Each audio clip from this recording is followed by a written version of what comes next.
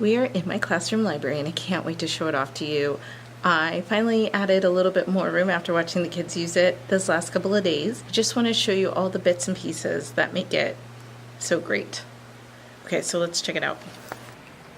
So this area here is the thematic shelf.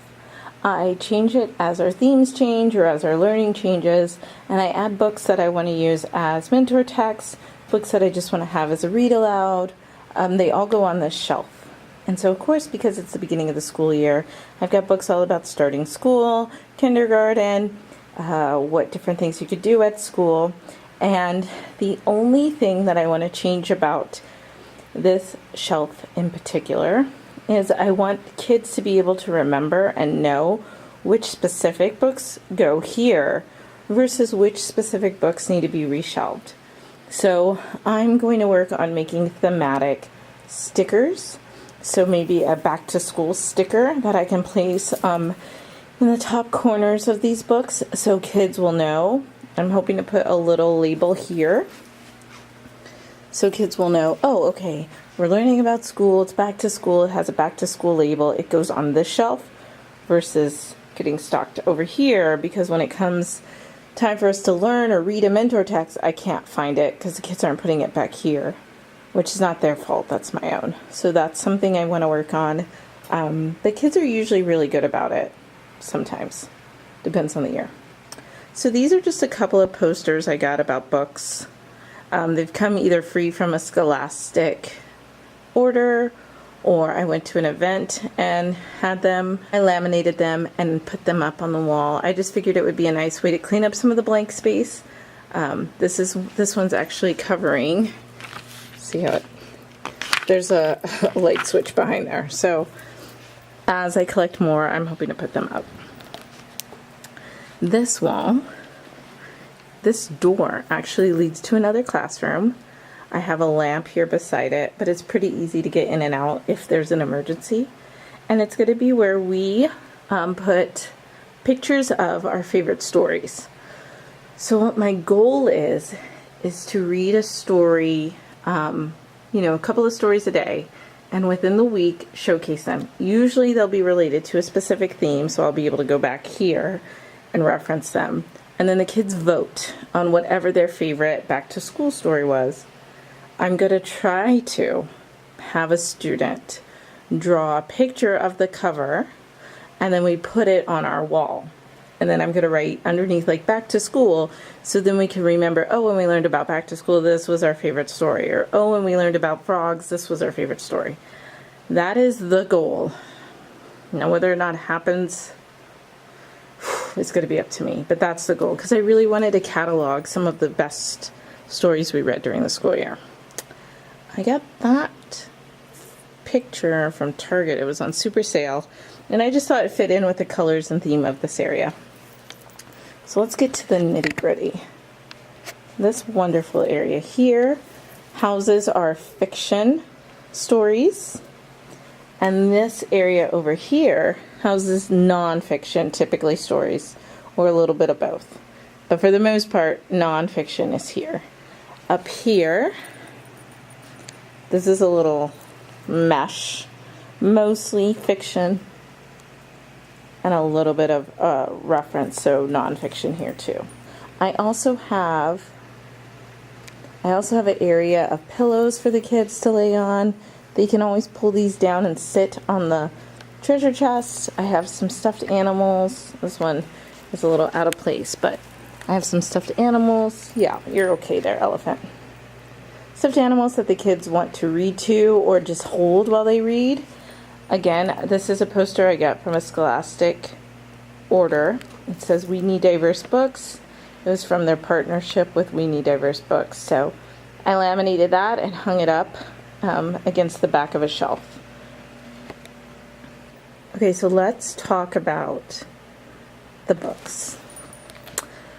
First of all, as you know, I came from Texas, and one thing that you can do if you have this store in your area, go to Half Price Books, typically in the summertime, and ask them for their old ratty books, the books that they will not put out on the shelves.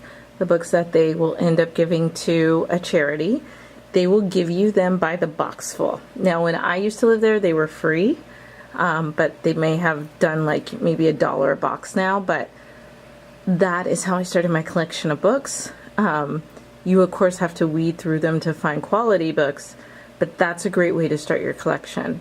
You can also get cheap books at thrift stores, Salvation Army. If you go online to thriftbooks.com, you can also get a set of books fairly cheap. You just have to do some of the work.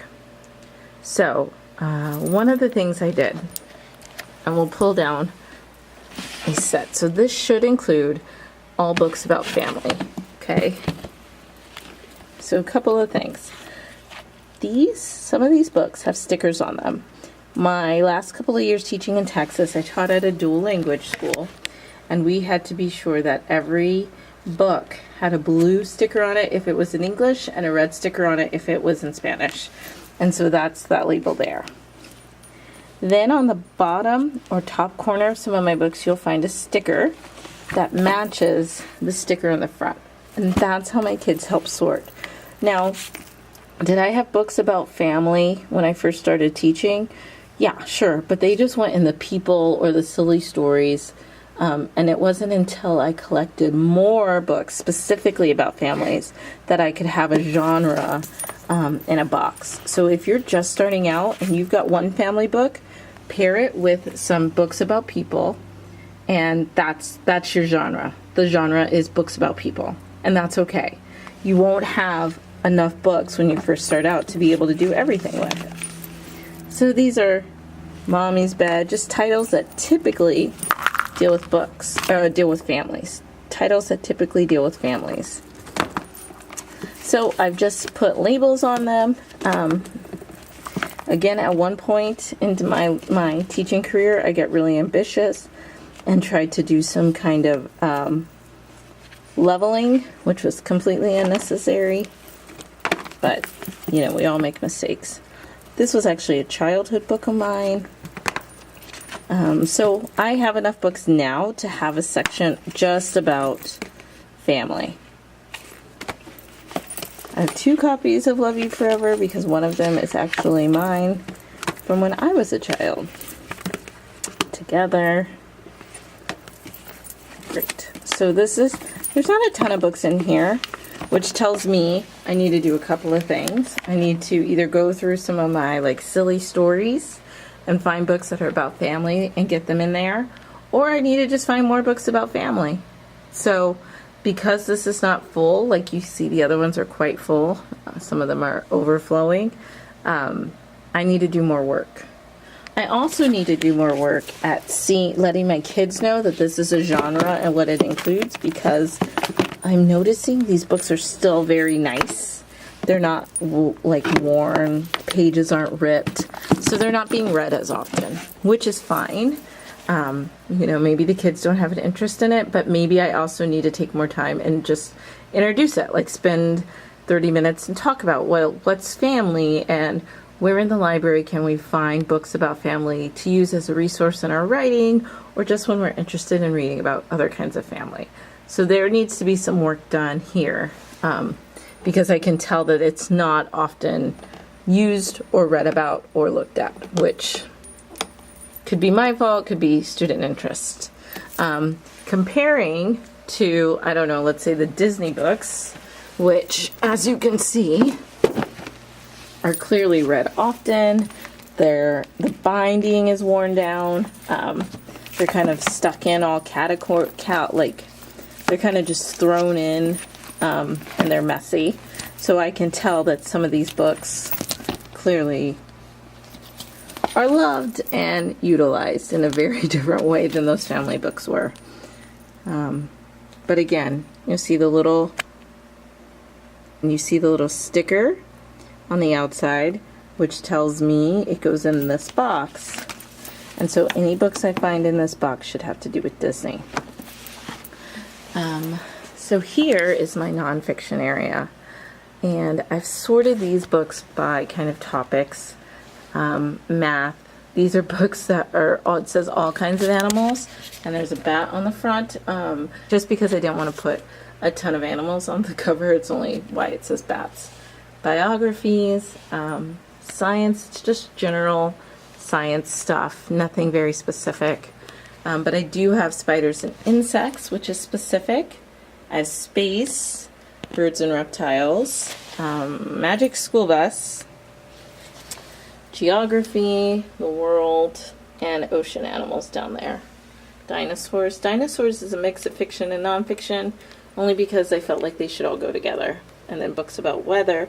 And then what I've done this year, which I haven't done before, is I added the book hospital section, because I wanted kids to start to become more aware of when books were damaged or hurt or accidentally ripped, and putting them there themselves instead of coming to me every time a book rips, and then me stacking them on my desk and just having piles and piles of books. So I thought this would be a way to help kids become accountable. It takes a little bit less pressure off of me, and puts it on them. So if you read a book and you notice it needs to be repaired, put it in the book hospital, and I'll try to check it, as needed, maybe every couple of weeks or once a month or something. So see, the science books are overrun, but I can already tell that they clearly have been reading the science books, because this is a Magic Treehouse book and it's in the wrong place. So while it's very annoying to have books in the wrong place, because like I told them, it becomes harder to find later, it is good because it tells me that they're enjoying a particular book and they're reading it, and putting it away in the wrong place at least tells me, oh, at least they read it, at least they enjoyed it.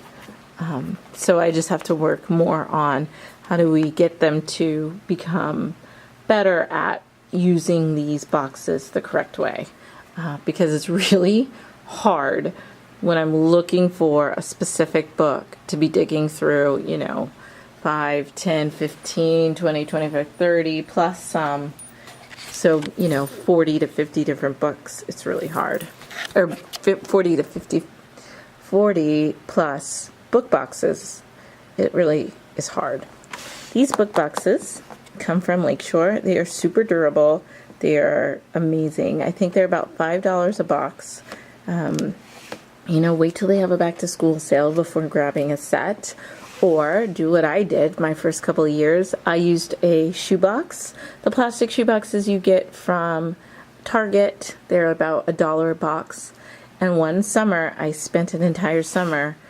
I had a shoebox. I drilled a hole at the top, just tall enough for me to fit a binder ring in, clipped a binder ring in, and then had the label holding on by the binder ring attached to the box. So that was my makeshift way of doing it. And then I finally was too lazy to continue to do that and just taped them to the box like these are. It wasn't until recently that I found these at Target.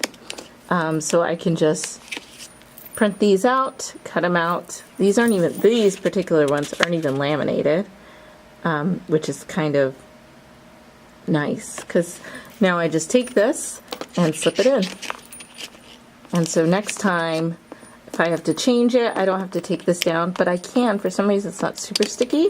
It's just sticky enough. I could take that out. Somebody suggested turning it sideways so you can pull it out easier, but I don't know if these will get in the way. So there's a lot of options for you to have a way to label your books. Now, the important thing about labeling your books and having the books sorted by genre, or whatever genre you decide for your grade, it's so important for kids to know what they like to read, because you want kids to know what they enjoy so they can start looking for books that they like, looking for books that get them excited about reading. And if you have your books kind of just thrown in one big group and the kids have to dig a lot, they're going to become a little bit frustrated with the process of reading. So to them, if I have a box, let's say it's this family box again, and I have some Disney books in there, and I have some, this is really going to frustrate me later, I know it. And let's say maybe I have some realistic fiction in there. Let's grab a couple of silly stories. So if I have a box that's like this, let's say I have 10 of these boxes with just random genres in there, no kind of major organization. Now, no judgment. I totally understand how somebody does not have time to do this. So there's no judgment.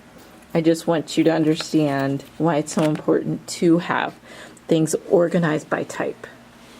So if a kid, let's say a young child, maybe 5 or 6, goes to this bin, there's no label, they just know there's books in there. They're just going to do this. I want to read that. I don't want to read that. I don't like that. I don't like that. Oh, maybe.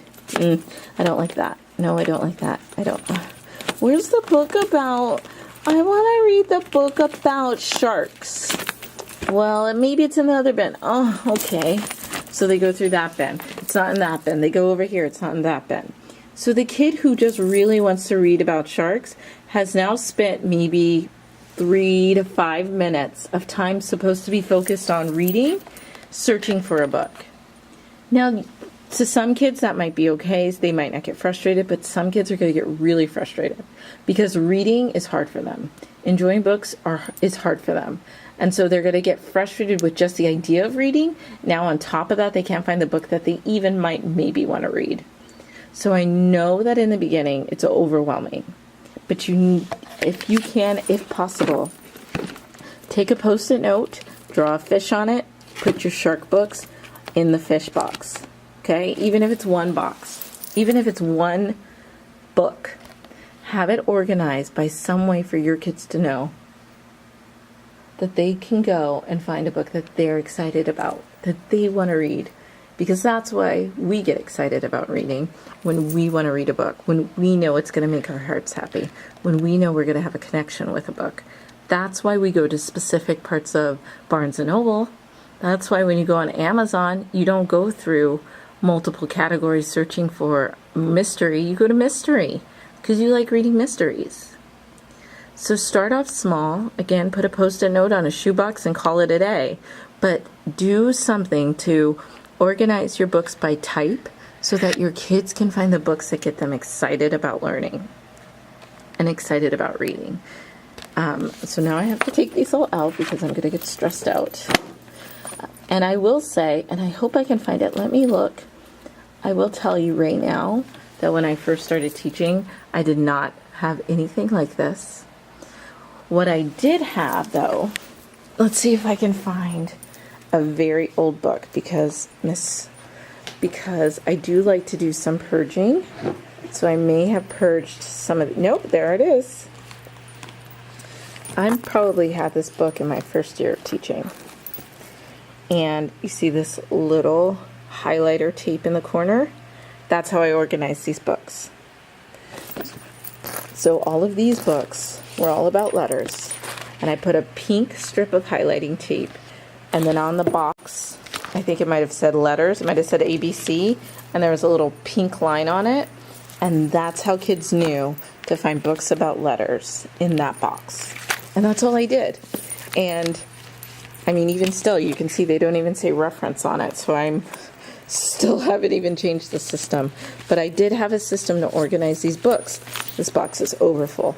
So that the kids could find the books that at least they were interested in. One other thing I did, because kindergarten board books are really great for little kids, especially kids who are still early readers. And I mean early pre-readers. Because they're familiar, right?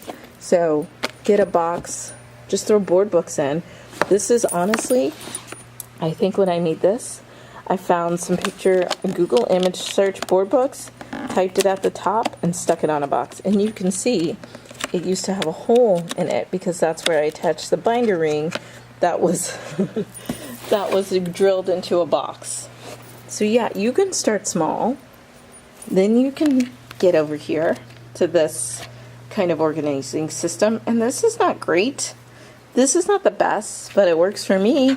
And I can tell you right now, this is day 2 of kindergarten. My kids who know, who like space, know exactly where to go to find a book about space.